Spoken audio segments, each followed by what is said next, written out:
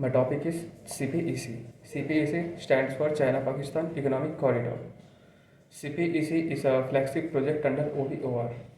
OBOR is a ambitious project of Chinese President Xi Jinping, which was presented in 2013, which will connect Asia, Europe, and Africa under the various development projects like railway, roadways, sea routes, tunnels, gas pipelines, etc.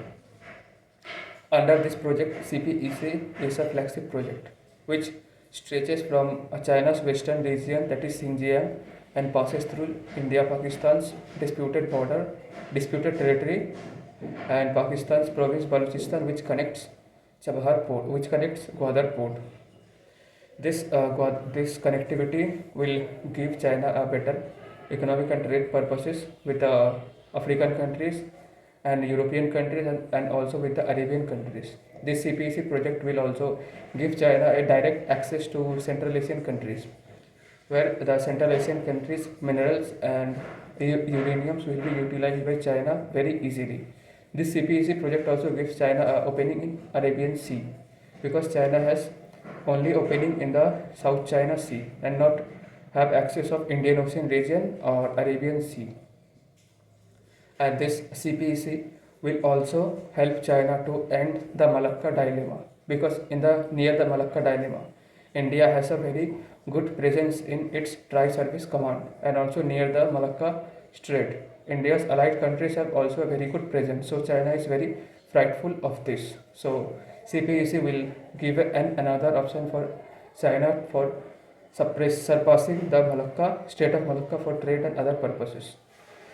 So if I talk about India's stand, or we can say implications on India, India has always been against of this CPEC project, because this passes through the disputed territory of India and Pakistan, that is Gilgit-Baltistan, disputed territory of Gilgit-Baltistan, and disputed territory of Kashmir, which is direct threat to India's sovereign status, and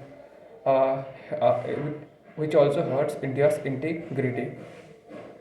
And this CPEC project also comes under the string of pearls strategy, because under the string of pearls strategy, China wants to encircle India through various sea routes, or we can say naval bases in seas, or also the railway and roadway projects. In this CPEC, the Gwadar port of Balochistan will act as a string in that pearl, will act as a pearl in that string. So this will also give China a very good dominance, or we can say presence, in the Central Asian countries, African countries, and European countries. A China that is more connected to world and has a very good economic growth will be a very good stand in United Nations. And this will be a very hard for India to get United Nations permanent seat.